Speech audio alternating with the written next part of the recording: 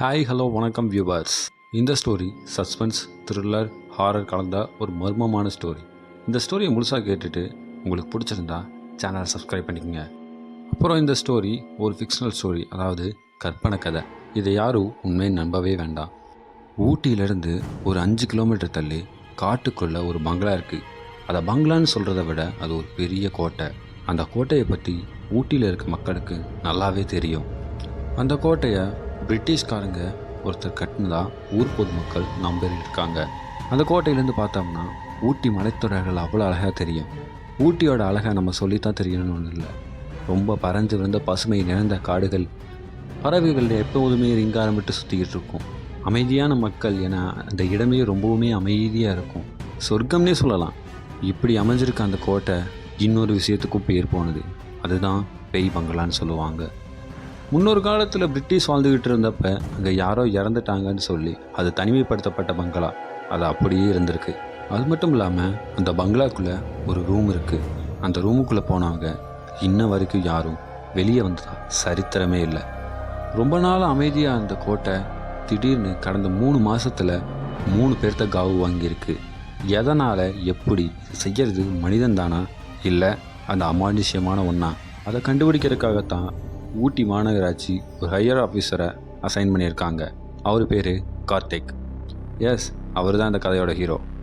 கார்த்திக் ஊட்டிக்கு வந்து ஒரு நாள் நல்லா ரெஸ்ட் எடுத்துகிட்டு அடுத்த நாள் போய் அவன் விசாரணையை ஆரம்பித்தான். அந்த ஊரில் எந்த பொதுமக்கள்கிட்ட போய் கேட்டாலும் அந்த ஒரு பயங்கரமான பங்களா, அங்கே யாருமே போயிடாதீங்க, கண்டிப்பாக உங்களையும் கவு வாங்கிடும் அப்படின்னு சொல்லிட்டு இருந்திருக்காங்க. ஆர்வம் தாங்க முடியாத கார்த்திக் அன்றைக்கு நைட்டே கோட்டைக்கு போகிறதா முடிவு பண்ணிட்டான். கோட்டை சாவியை வாட்ச்மேன்ட்டு வாங்கிக்கிட்டு மெல்ல அந்த கோட்டையை நோக்கி நடக்க ஆரம்பித்தான். கார்த்திக் எதை நோக்கி நடக்கிறான்? வெற்றியை நோக்கியா இல்லை அவன் மரணத்தை நோக்கியா? கோட்டைக்குள்ளே காலடி எடுத்து வச்சவனே அவனுக்கு ஒரு இனம்புரியாத உணர்ச்சி. இங்கே ஏதோ தப்பாக இருக்க மாதிரியும் அவனோட ஒவ்வொரு செல்களும் இங்கேருந்து ஓடிடுன்னு சொல்கிற மாதிரியும் அவனுக்கு தோணியிருக்கு. உள்ளே கொஞ்சம் கொஞ்சமாக நடந்து போக போக காட்டுக்குள்ளேருந்து விலங்குகள் வினோதமான முறையில் கத்த ஆரம்பிச்சிருக்குது. கார்த்திக்கு உள்ள ஒரு பயம் இருந்தாலும் அவன் துப்பாக்கி அவன் கையில் இருக்க ஒரு தைரியத்தினால முன்னாடி நடந்து போயிட்டே இருந்தான். ஆனால் அவன் மாடிப்படியில் காலடி எடுத்து வச்ச உடனே அங்கிருந்த அத்தனை சத்தங்களும் சட்டுன்னு அமைதியாயிருச்சு. இது நினச்சி குழம்பிக்கிட்டே கொஞ்சம் கொஞ்சமாக மாடியில் ஏறும்போது அவன் இதய துடிப்பே அவனுக்கு கேட்டிருக்கு. அவ்வளோ அமைதியாக இருந்திருக்குது. கொஞ்சம் தூரம் போனவொடனே அவனுக்கு ஒரு குரல் கேட்க ஆரம்பிச்சிருக்குது. இங்கேருந்து போ, இங்கேருந்து போன்னு ரொம்ப சின்னதாக மைன்யூட்டாக கேட்டிருக்குது. அதுவும் கார்த்திக் மெல்ல அந்த ரூமை அடைஞ்ச உடனே அந்த ரூமை திறக்க கொஞ்சம் கூட யோசிக்காமல் ட்ரை பண்ண ஆரம்பிச்சிட்டான். ஆனால் அந்த ரூம் ஆல்ரெடி ஓப்பன் ஆகி இருந்திருக்குது. அந்த ரூமுக்குள்ளே யாரோ இருக்காங்க. உள்ளே போன உடனே அந்த டார்ச் அடித்து பார்த்ததில் அங்கே யாரோ நிற்கிற மாதிரியே கார்த்திக்கோட கண்களுக்கு நல்லாவே தெரிஞ்சிருக்கு. ரொம்பவுமே கெட்ட வாடையும் அந்த ரூம்லேருந்து வந்திருக்கு. அதுவும் இல்லாமல் அந்த ரூம் எல்லா சைடும் உடஞ்சும் ரத்தங்கள் அங்கே எங்கேயும் தெரிச்சும் ரொம்பவுமே கோரமான காட்சியோடு இருக்குது. கார்த்திக் இங்கே ஏதாவது சைக்கோ இருந்திருக்கானா இல்லை இது பேயான்னு ஒன்றுமே புரியாமல் குழம்பி இருக்கும்போது அவன் பின்னாடியே அந்த உருவம் நின்றுருக்கு. அப்போ திடீர்னு ஒரு சவுண்டு. கவலைப்படாதீங்க, அவன் ஃபோன் தான் அடிச்சிருக்கேன். அது மட்டும் இல்லாமல் அவனுக்கு பின்னாடி யாரோ நிற்கிற மாதிரியும் அவனுக்கு ஒரு உணர்வு இருந்தங்காட்டி ஃபோனோட வெளிச்சத்துலேயே அவன் திரும்பி பார்த்துருக்கான். ஆனால் அங்கே யாருமே இல்லை. அந்த ஃபோனை கட் பண்ணி வச்சுட்டு அந்த ரூமில் அங்கேயும் இங்கேயும் நடந்து பார்த்துக்கிட்டு இருக்கும்போது ஒரே ஒரு பர்டிகுலர் இடத்துல மட்டும் சத்தம் டிஃப்ரெண்ட்டாக கேட்டிருக்குது. என்ன இங்கே சத்தம் மட்டும் டிஃப்ரெண்ட்டாக இருக்குன்னு சொல்லி அவன் காலை வச்சு அடித்து பார்க்கும்போது அங்கே ஒரு ரகசியமான அறை இருந்திருக்கு.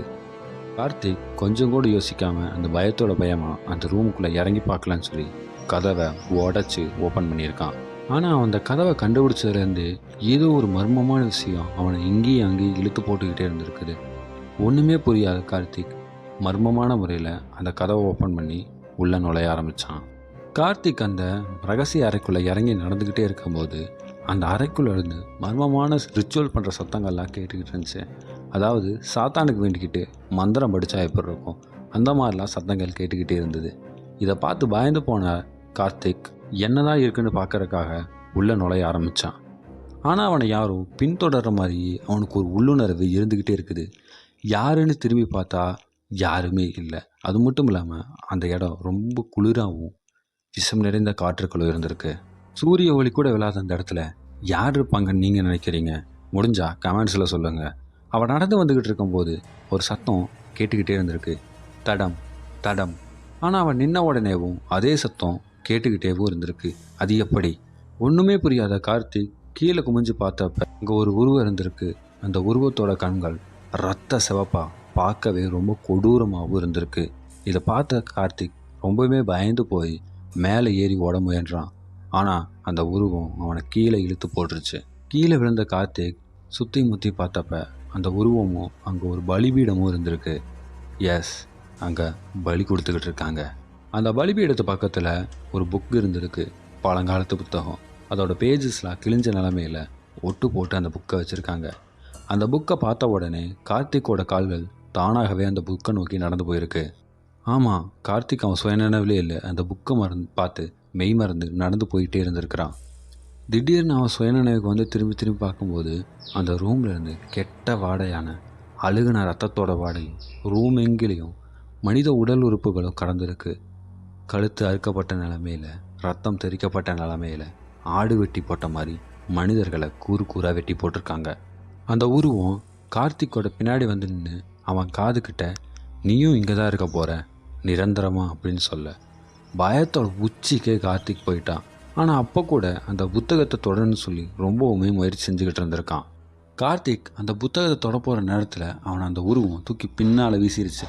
அப்பா ஐயோன்னு சொல்லிட்டு எந்திரிச்ச கார்த்திக் அந்த புத்தகத்தை பார்க்கும்போது அந்த புக் தன்னால் மூடி இருக்கு. அதுவும் இல்லாமல் அதுலேருந்து நெருப்பு பொறியாக வெளியே வந்திருக்கு. இதெல்லாம் பார்த்து பயந்து போன கார்த்திக் அங்கேருந்து ஓட ட்ரை பண்ணும்போது அங்கே ஒரு பழங்காலத்து கண்ணாடி ஒன்று இருந்திருக்கு. அந்த கண்ணாடியில் அவன் உருவம் பிரதிபலிப்பாக தெரிஞ்சிருச்சு. உண்மையை சொல்லப்போனால் அது அவன் உருவமே கிடையாது. அந்த பிரதிபலிப்பில் கண்கள் இல்லாமல் தோல் உறிஞ்ச நிலைமையில் எல்லா பக்கமும் சீலும் ரத்தமும் வடிகிற மாதிரி அவன் கண்களுக்கு தெரிஞ்சிருக்கு. நம்ம முகம்தானா இதுன்னு சொல்லி பயந்து போயிட்டான் கார்த்திக். அந்த உருவம் கார்த்திக் என்னை விட்டு போறியான்னு சொல்லி அவன் கிட்ட வந்து அவன் கழுத்தை பிடிச்சி தூக்கிடுச்சு. அவ்வளோ க்ளோஸ்அப்பில் அந்த உருவத்தை பார்க்கும்போது எப்படி இருந்திருக்கும்? அந்த உருவத்துக்கிட்ட இருந்து அழுகுன ரத்த வாடையும் மோசமான கண்கள், தோள்கள், ரத்தம் வடிகிற உடம்புன்னு சொல்லி பார்க்கவே கொடூரமாக இருந்திருக்குது. கார்த்திக் ஒரு வழியாக அதோட புடியிலேருந்து விடுபட்டு பின்னாடி மெல்லமாக நடந்து போகும்போது அது சிக்னல் கொடுத்துச்சு. எதுக்கான சிக்னலாக இருக்கும்? சாவுக்கான சிக்னல். அங்கிருந்த ஒரு ரூமோட கதவை திறந்து அதுலேருந்து ஒரு எலும்புக்கூடு ஒன்று பச்சை பொதுவை போத்திக்கிட்டு வெளியே வந்திருக்கு. அந்த எலும்புக்கூடு விகாரமான முறையில் சிரிச்சுக்கிட்டே அவங்ககிட்ட வந்திருக்கு. அதுவும் இல்லாமல் அதுக்கோட கண்ணிலேருந்து ஒரு பாம்பு ஒன்று சீறி பாஞ்சுக்கிட்டு இருக்கு.